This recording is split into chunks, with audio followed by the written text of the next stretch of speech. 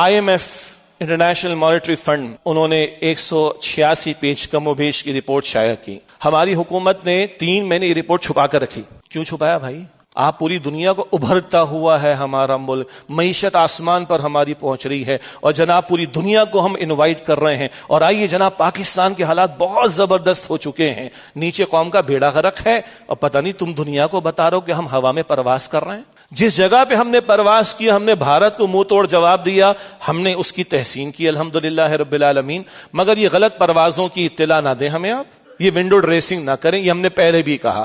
اب IMF کے دباؤ پر شائع کر دی کیونکہ اگلی قسط ہمیں لینی ہوگی. تو IMF کے دباؤ پر 3 مہینے کے بعد ہم نے رپورٹ شائع کی. اور IMF کی رپورٹ کیا کہہ رہی ہے؟ بھائی تمہارے ہاں تو گورننس کا بیڑا غرق ہے، تمہارے ہاں اشراف یا ایلیٹ کلاس اس کے مزے ہی مزے، عیاشیاں ہیں.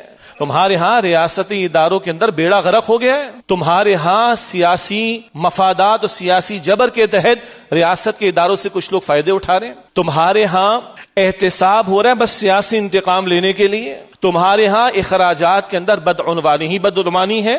تمہارے ہاں ٹیکس کی کلیکشن کے اندر غریبوں پر بوجھ ہی بوجھ ہے، اور اشراف اور ایلیٹ طبقہ وہ اس کو چھوٹی چھوٹ ہے.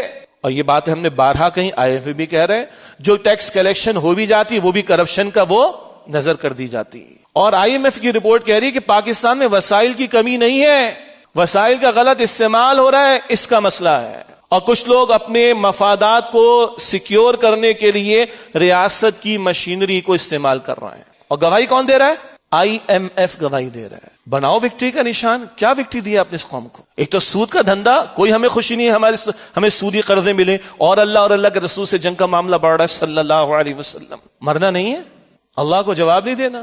ذرا IMF نے آنکھیں دکھائی تو فوراً رپورٹ چھاپ دی. اللہ کے سامنے کھڑے ہوں گے تو کیا کر سکیں گے پھر؟